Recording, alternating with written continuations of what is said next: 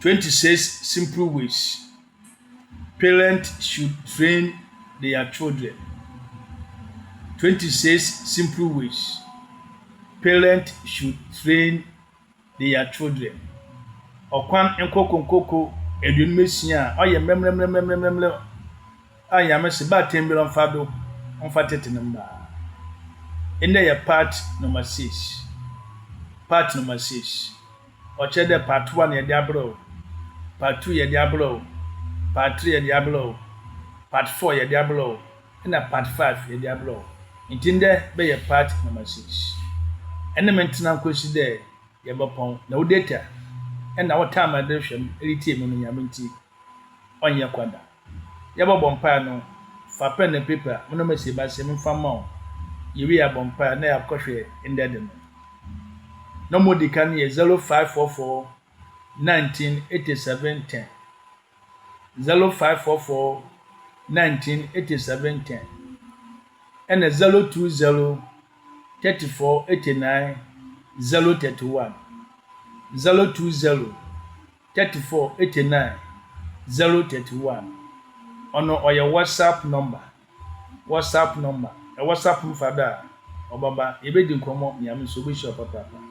Finally, 027 500 5761. 027 500 5761. Oya trenomers. Ya register Samsung and mobile money. Yamaka wakuma na pede support ma. Ebotuma afado. Once the two city ebe sende no. Oba baka mensa. Yensu yeyi. Edebetua yekawa ya wade wade na program so otum wagina ne nando 24/7 every Monday bia na yame afamado abofie okalem ene bia bia wo biala ono akasa papa. Miminde ajedo amenpa. Yambon pai na yanko yente budu odomanko ya da wase eblaso wakwantunesha a organize mo kwambedo te kuna gbe ya ma lo abakasa a kire wo ma mesafu na menfo atitiri anyansafo animidifo papa. Yes mleba wonche na afamado na akasa ahyenwani betem agwanu mu na metena osado kasa famemu na o ma hwefo tefu nyala wanto wonze na onze no yetumi yede yan watodo wo sese nkra ehunu masem bi amasanchara saba yawo yeti asio yenkwaje nso amanyakra mempa aboni madesedeni Jesus Christ de munti. Amen. Viewers and listeners, yamisha mo papa. Yes, the video number nipa ko ebi ne basa sometimes no ase one credit one time na wo hwe obi mpo wo mpo no am your message mo re ye hinala no yehu no ye nkranhya manya papa ti amishira mo na onto won kwam na onfa no sanka won adwuma na osika asem nya papa ama video bi a de be biala wo tum ahwe na wo de asesi won atwen wade ne ma yo to de bi na pede ko YouTuber maka chiro American bio search Hour of Hope Marriage Broadcast. Hour of Hope Marriage Broadcast. In search pay all videos here obo phone screen nego. Be pebiela tap na hwe na obo pa. Ahwe wi nso a eye like ye video no. Na share ye video no. Na o message nso embra. Ya be kenkan ya be da wase nyam nso obo shi papa. All right, every day ekona boyi ti ekwe table do. Akwahwe topic oda wa ya hwe nkakra ya trending there 26 simple ways parents should train their children and their part number 6. All right, for pen and paper na ye key tests no yankan chiro ntem do ye wi a afi mande yamwode mam na wo no ya hwe nkakra de madaya ye no. Test what they can hear. Proverbs chapter number 22, verse number 6. Proverbs chapter number 22, verse number 6. What's the batan? Say ye being say besia. Chira woba kwana papa non fado. Na se onyina inada obefumuna. Ente oba ehnya entete. ohia watenetene intima nto ba pahwi tenetene no na onyin nye nipa kase ma nyame se pe nipa kase wo omani mu nkweten dia ono dem akwanyanya nyame de ato na ye hwe nkanaka no man fa ndi ago for serious na wo fie be ye help kakaba asase do nyame so ahira wo papa Kites auto de bie 1 Timothy chapter 8 1 Timothy chapter 5 rather 1 Timothy chapter 5 verse 8 1 Timothy chapter 5 verse 8 nyame akana wo hode ba tembiala wantum anhwe ne bayi na ne ba bese no amenyame mempa wase minshirao montwomma na hell enebeko epede ko hella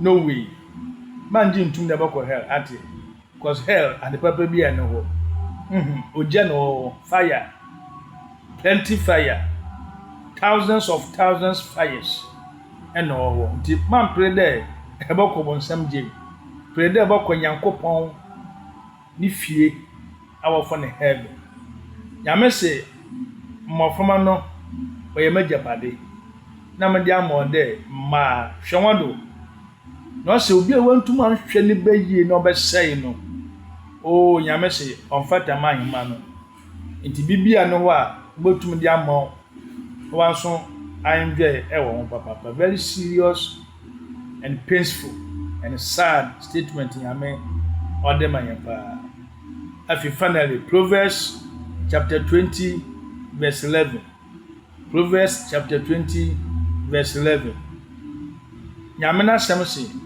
aboframpo ne ne na ore ye ne kaka no ono kire de onyina oboye peyin papa and the peyin bon intina be yewi asima ye wo peyin bon ewo ho inti se wu peyin bon na o kire de obenya papa bon na mama bon no nso nyimi ya wa be ya abofra bon na be ye peyin bon not we na wa ye bon yeah father born mother born plus children also the child born akaboma or ye born chede wa ye kun apede ufie mofumi na wa ye kun wa no way inti dem not dia fo mi adi nechi na mori ye biala onye papa na behu na attention very interesting and wonderful afi finally Psalm 127 verse number 3 equals 4 nyame aka wo prende emofra eyame mejepade na oyanimyam na ba tambia na botru bla wawo no chede enya ba tinya mejepade oye ba odi amawo anhwenu biye ya hwenu biye na nyame achiro papa seni modaho all right abem for some kan cho there ye we wiase bi a wo from there post modern society it means digital world now aniboya papa enti moni andi nyame won there wa me ye wiase anigbe kese ade aba na oradam yen osiesie na in fact o ma ya punkwanim asomdwum na anumiyam but anya careful nso a dem na ma anumiyam na waba ya sitem no obehye wo ma na wa hye wankasa nti moni anda ho na wonye ndi ubechi ama this society na yewo me digital world na yewo me insisem bi odi agbabira no wantum when taken off from Yankopon ne tomadana se nemum igine nando ne abobla ose no fatapa ono dan chana wose abofra onvalo things like TV and the phone e dan na sika am na woso yembo a in fact se obi de ne saka ote na koma na mpo oma etum ye bodam no emofuma de phone ye ne hwe TV ye ne hwe car ene dan ye ne hwe na mom wana watwa won ahia no wana ye na wore ye no ena oso wonbo na won so pick na wode bobla ni dem sasunti na ba tembia no odo tete ne ba because wana watwa won ahia no enwa nye suina no ye papa ode wofa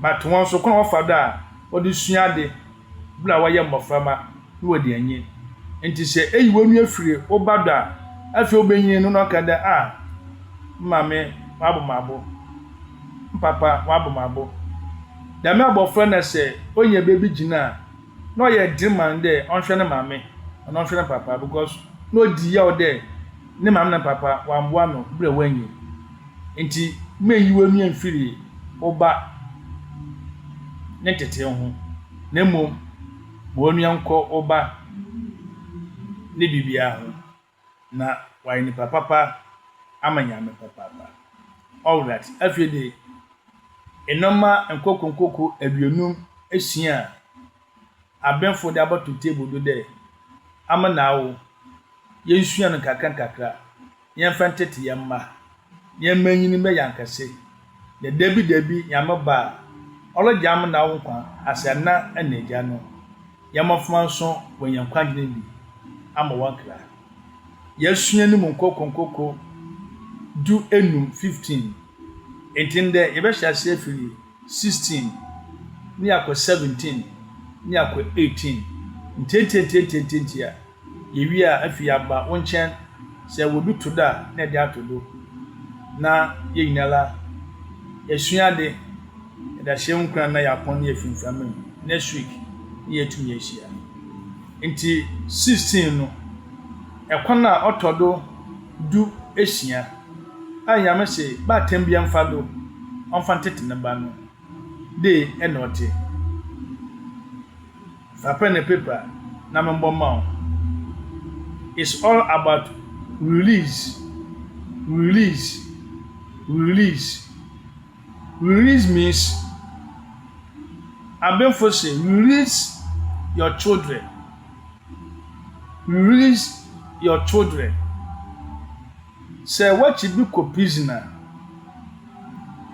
na wakahye emlase enti no wo akwasum oni freedom wakahye obi fufrase a dem ni pa kono ne hihye na ono da prison no odi ye adwuma enti wakade under 12 o'clock obada cause oni ni self control bia wakade ondi di na wada oni bibi obaka sentinde nini prebie hinara no abo yobi dia nti obi fofo e na rohwe no do to bande wa chede emre bi achechire no oya hwe onye yi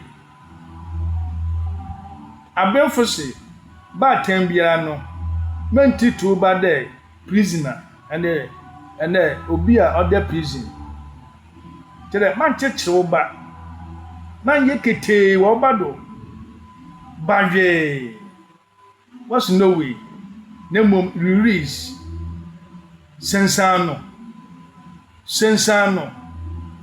na onso no won tono after all abofra no ye but onso no hia manyame ogodu baby na Yesu ko Jerusalem onkwohwe a wacheche aponchi bi abodie mu wo Yesu kache esuafo nde wehine wongina no no kache wonde wonkesan eguan no ana aponche no wonsan no na so wakuna se obi bi so wonde hwan no ka de wonsan na wanka che ni pa konde ono nso no hia ma nyame mame atiasia papa atiasia eguan no hia ma nyame aponche no hia ma nyame na se eguan na aponche nantwi emoa wuru nyala wo hia ma nyame a how come there oba no hia ma nyame no way abofra no ye ono nche de shanedo mo che de nanso ne maame no ne papa no but ontum nya hwe se nsumpo ofiji mpo na se obro no nukompa osuro cause tia betia no nti osuro no akobi ne jare na okase nsuo wa no TV ewo wodem wo onye oboso no ahobor kakra wa hwe nenu ado kakra osuro cause oso sisiale de ya tia betia no na wa ya mobo nti na ode oyedin nti omoframa kopado kokoko hwe TV wo bi no hall na obe na so yebesi a won rape no wan nenda na wan share no nti eyeba tana manya bawe manya kete the electric wire inyam kane na yede wire yendem na ebisu gumbiada power frame be yendem no bawe da manya king manya wama na manya multi power iswopotin wa kwanwa ebe mba atanyo abefisu no release your children manu ntono kanago ene ne bonkomo meneni anje de owo mame interesting in 2013 ni mu no was go na manya den atiasia eba no wo mbatan yema wama ya mbatan nkoko and then for parenting lifestyle eko oswaba papa ono wase faye adwuma first one no on a passive parent passive on the neba ori yede no onfa no oya sopa ni ewo permissive ni ewo authoritative ni ewo authoritarian parent lifestyle what's man ya authoritative aka oban kan bi nemom ye authoritarian one nyakopon boss na sase ne lifestyle anka manye wana ne yamre boss na sase watumu en ba tim de mambla ne yandronjwen yanwo atasia bobbo ni ina na chie no yamese yambla ne yandunum se mobbo ne tide kuna ba wa dofu kompa osopom damala Mame, release your children. Omofumano, wa wonton na ate. Na man tiantian won. Atiantian won na yamese. Mi robo ho. Na mempo wasam kra. Afide entiaso menwa. Entiaso all right. Yaman kan ho. Yanhwe Matthew 11:28 the question 29. Matthew 11:28 the question 29. Yes to transfer ye. Yambra, wana wa swado swabre. Yambra ne nchen. Wana komle de no. Wana wa paba, wana otete. Wana wati baby ma na humleto. Yesu se bla bejuwe firim na ho ato. Yesu o tin safran yen na kantomanto awo wala obanso utimu dendende ewo oba ho oba fo sika buei oba shompa boa buei ye ompadua na dado no yes oyin kwande awka dado no aka dada buei ochi efie no wo no aba yakoa no besiri wo hunde ne mamanyo ne papa no obonda prison abofra no ye ono nchedo onim yansa no ya abofra ntia nti se eretete na manfa ahunuhuna entete oba man fa hunahuna entete ba na nda mecho achina mecho apa bane moku sisia na bobo asidi na pese na efiewo aye dududu obasuro ajiamo na krompo odi agompo wo edemo krompo akekrepe obasuro odi ne papa no leba obasuro odi ne mamia na me Argentina amoba afi panic and fear lifestyle na owo mama oba onam odo onye hypertension ati imofo bebre wa ye an robbers efie ahuahuna no mama abofo ba aye koboro later abaye an robber mama oba inye still boys and girls what's the reason no mo free ati asia on free manu won tono after okra no ne mama no ne papa no manu won tono na obandama oye papa I hope they no dawo bia all right ye wako number way number 17 answer way number 17 baba no for John chapter 3 verse 16 John chapter 3 verse 16 nyamese odonyenti odene bakro ode manyende yendi ndi yebe ya dankwa nyame ma ye sweet words siame onwunwa ya na anke ya mbe no Jeremiah chapter 29 verse 11 nyamese owadwon papa de manye nyadwon na podo hweyado na awiye no oye papa manye mame aye kan sweet words na oba wo a na kmantonsum omi TV a ewo mbo bi no wonhwe bi mu fonu a o fa ha call atiasia enti ono nche de aresai wo ba sometimes na tun say didi ono nche de aresai wo ba ye social fama oma ma ntum mbano mo hu de mma me fie na mete papa fie na mete na ontum forward na se anyandama oboboko akwa TV on American obi ni fie enfa na oba share ya careful eye mamia na ya me otum ahia papa yankwa way number 17 kwana otodo du esana abenfosi yamfa do entity yamma very interesting and wonderful. It's all about bamboo protection bamboo what's it protect your children from bad people protect your children from bad people abewiasima ya will be your friend there positive and negative ya will be your friend there life and neutral atiasia you will be your friend there light and dark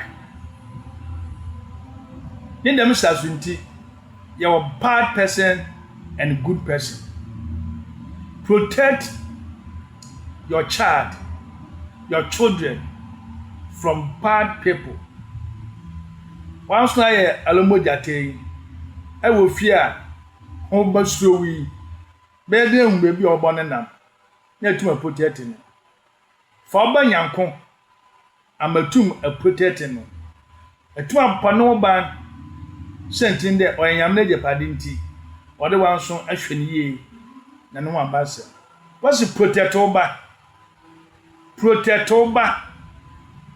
mame protect oba from bad people mantem wete no obi ani suba ni nye biara no mo ba hu ka chende ebotum akwafia efiara ediagu biara demi fie de manko obebi so de ma abezintina sama mankom tobo na cheche ni mu no hu ema tembebi wo ho a ontum obafo da ko school a obi na swata manje no akọ school obi na ziban manje ndi eko school a obi ne pen man je ntwro mateme bi wo ho a wanka enti wo ba ko school ape obi ni soro no wakaje wano sunsun mu no na wade yaraba ama no sunsun mu no na wade owu ama no sunsun mu no na wa hye oba no protect your children protect oba protect no bono ban 24/7 dem na ben for see yankan because you were bad people e we wiase ye wo mpemfo awoye mpemfo bon ye wo mofama woye mofama bon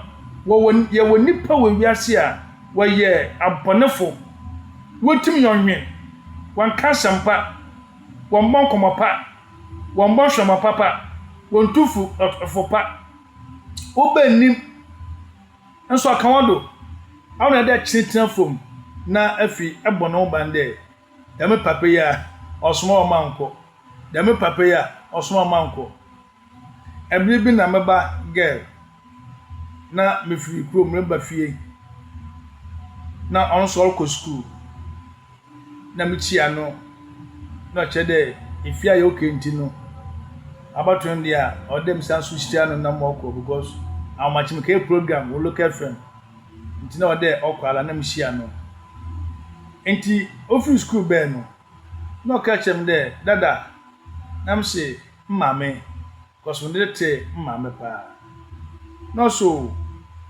brother mi na nam say brother inde o che mama me hu brother no no say mi pa abasama also oyim de amaba oyim na ne ho ye ne fio pa enti ebri biala oboko school bia no eyo mba ni fie na omajiskanko na school problem bia no eyo nkanche na odeba mam medama baase na michia no pen be de enu de kwisia medena sepa nam se yes wonu egboi ese Yesu Kristo otie na ofa sema obaye konka odoho wede no na mbem ka chende da me papa yenwa mam ben de bielada oye wudini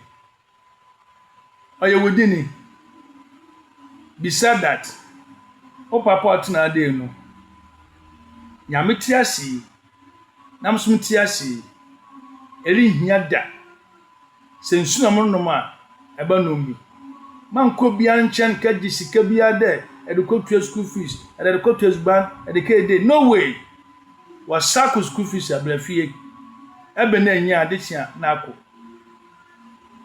wati ase that's all gadoma nyame no leka garden no amobo otum maka intention bi ache no omba nanko na ma ohyehyia nkofo waka nsem che no bata wo na no bentem nya papa yi nto hye no ho nti asam no te no onfa nya adwuma wonde ochina bata wa na wabani trim na so okay mon kwada mala na oba girl na wa na akada na wa insano na onya kunu na ofia isekatu oba bo enso de mala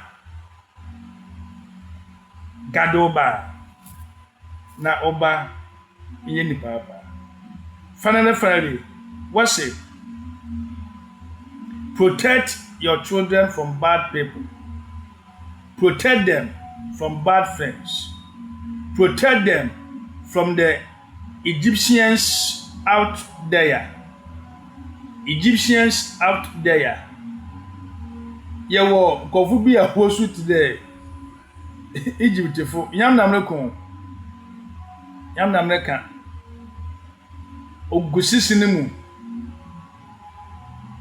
wo shoot there Egyptians fo waka kire Moses na nkofo there ya ma okwa ma nkwada wo wie nso no aka kire Pharaoh there dem nkofo ya wo bad wo ya afako afaba ye wo Egyptians character people e wo Ghana o mantem wo ye wo fako na fabla e mo fama na mpemfo wanya na mambo bla basa na oba onye scapegoat na wonkunu wonwe na wadembo enti protetoba ewo anyankofo bɔ ne ho protetoba ewo so-called Egyptian people around you and your children protect one yameso obesho papa what try to kakra dey no working. Don't allow your children don't allow your children to mingle with unbelieving and bad children. Unbelieving. Wana wanji yamendi. Wana wabla biala. Mofama wanji yamendi. Na ekot. Wanji yamendi. Ana abisa. Wanji yamendi. Na mpama. Wanji yamendi. Wanji yamendi. Wabla basa. What's a gadomba? Every damn coffee won. No baby, you are in Pacasepa. Sevuba Gardeno. Protect you from all bad people, bad friends, bad mother, bad father. You're generally dear. Why, a jump on a pa. Obakete was nepe. Aweni insangado ba ontum kanchro obe mresmano obenia obede nitipa na yede emde papa peina enso adwo woni tim no asey enti oyo demina na no ba hyehyɛ wo man kancho mami o man kancho papo aka chena ade abeyo no na odi hu ahyɛ obem Listen, the one cast say mama papa entum enoba in communicate and come for am why but through be out there prison. Don't so entum can answer me cho. Ebon de na bibia say. I can Isaiah chapter 41 verse number 10 na. Yama ka kire ama na wode. Mama yensuro na akanya ho. Obobo ye ho ban 24/7 mama yensuro kra na obo ye ho ban 24/7 nyame odwene ye ho o protecting ye I can Isaiah chapter number 54 Isaiah 54 verse 17 nyame se akodie biara ono bokum biara no olingina sentri de metawachi wonye wonam 24/7 awu na enyim ntia menyi wona takodi bia ni obotum ade no baba nchao you welcome no try to ka dey tachema bia la obedun woda sebone e wo court anfie obobongwa dey oboku atia no na ni bogu ase na obayira ehu obi o nyame this is called power nyame oboye ban will protect you from bad places and bad things. Satanic agent no na power si nyame oboyan banfiri. Opede amna wo ye agena ena no yesua yembo ye ba ho ban. Yem protect one, yem guard one. Yen won firi nnomo ye nyina mu na wa ye atitira manyen papa.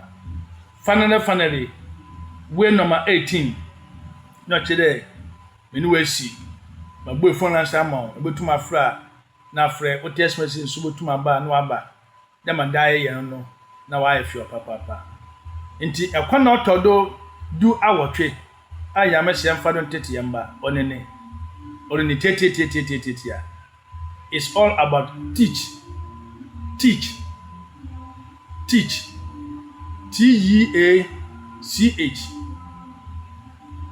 teach your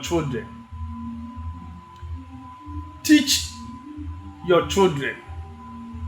Nyame ejepade na oda madam ba no. Chire won. papa no one found very interesting. Tie kakọ de kan what say teach them about salvation. Salvation. Mombo from one day. Oboko school. Obo wie. Obo sua adwuma. Obo wie wa pon wo ho. Obo ya mame. Obo ya papa. Wa wo ma. Wa yesika. Sent obo ya adwuma ye. On na chiri wo bewu. Ewu na chiri atembu wo. So wa jajo na se wa jajo wrongra. Eboko hell. Wa jajo right way eboko heaven. Church oba about salvation. Ma nkwagye nsam imfu wanum pei ewo banim. Ma obahu de nkwagye bi wo ho. Na mama ntum mfa ma papa ntum mfa ma simply chena kasa bofra no oye bibi na mama ne de kakra papa ne de kakra ka ho a na wabo mu adi mu. Enti kan Yesu ho asam kire no. Wo de wo abofra bi ewo Bethlehem. Abofra bi wo Bethlehem. Wo no. Akenkan Luke chapter 4 wa ebohu wo. Akenkan Matthew chapter 1 verse 18 downwards. Wo. Akenkan Luke chapter number 1 verse number 16 adeko 29 na ni 30 wo abofra na what tuned in the Jesus Christ. Enti church oba about salvation. Mo ba hu de bibi obeye bia no o awie no obako hell and obako heaven. Church no very interesting and wonderful. What try do bio waka they teach your children how to fear God. Church oba kono wo fada obosuro nyame. Nyamusuro yendo nyina no obosuro ho ofifie nti mo ba hu de ye wo bi wo ho ofan de nyame ono ogbo nsu ebitirapo nsoten ono ogbo mframa ogba wia ogba asase mpo ye kwa ne ye be na di nara no ono ye church oba mo hu de nyame wo no nsuro no it means ondinini wasade awode yenyen benjeja ho mo ba nse kwakwa church oba ontu nsuro nyame bi onso was it teach your children to love and teach how live godliness. Church oba ondo nyame na church oba nso na onye nyamsu wone nantimu. Intina Proverbs 22 verse number 6 say church oba kon papa no mfado na so nyina olimfiro ho. Church oba no nso nyame. Church oba no ndo nyame.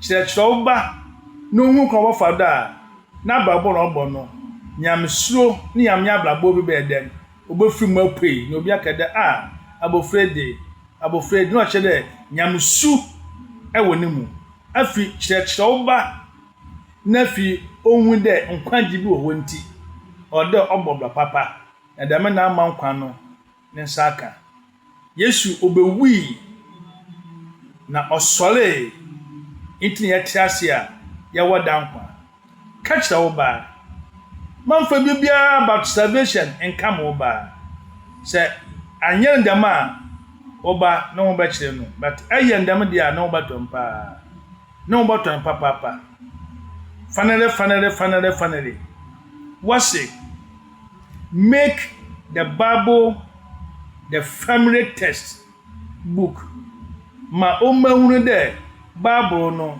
onne aguso ni hinara yen family textbook atiasia ekogbaribo nso aye textbook wo eko sentiments aye textbook wo eko sanko SHS aye textbook wo all Ghana schools no wo textbooks wo de ya wotona mawofo abansu de bi che mawofo mafumo sua wakwaza so pass ma obahu de apart from them books ina no Bible no ye family textbook on ye shoma ya bobla pa ni ya mo hira yen ma obahu teach your children about all the things all these things no yina in fact on free ho wase afin so ma wo hu nyam no su ahoro hinala na watum waboa ma bibia den aye papa boaboa na yam su na awenyim no fache won na won fa nye adwuma no develop one na bibiala aye okay papa tell them what you want ade mi hia ni na why steady ade mi hia ni na why steady no so wanye intro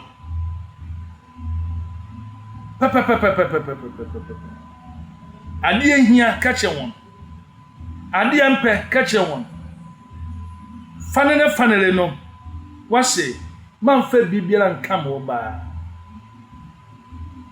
about nyamo ho enti akankan Deuteronomy chapter number 6 verse number 4 the question number 8 na 9 nyame de efie suban tete ne wonsam ade hyewo no ka kira mata no de won tro engu won abo ano won tro engu won tokurachi afi won tro engu won anua ntem na won tro e wa koma nimu no chede abofa ne tete odinyame akoma do papa because mofoma yame na jepade se ba ta na hwene ye na so yewa ati ase nyame ne bibia nyame mpene ndem Ephesians chapter 6 verse 4 yamfa nyame kasapa kasade entity yama amwonso wonyina wado nyame apanyame ahye na wo so anka nyame wasam papa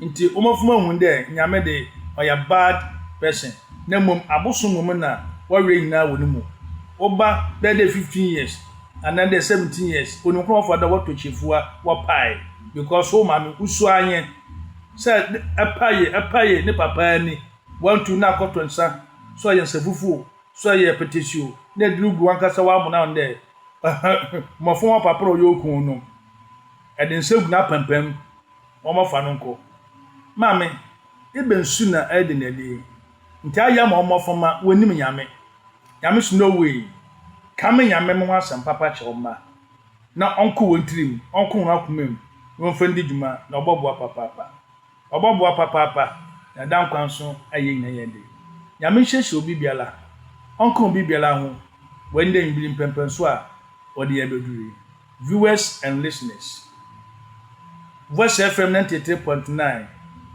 listeners nyala nyame hyira mo aha ene ya digumadi besi yewi a ya mokwan na tumambam na yewi a ponkwa no yakọ na wodi hyehye obi biala Jesus Christ di munti amen.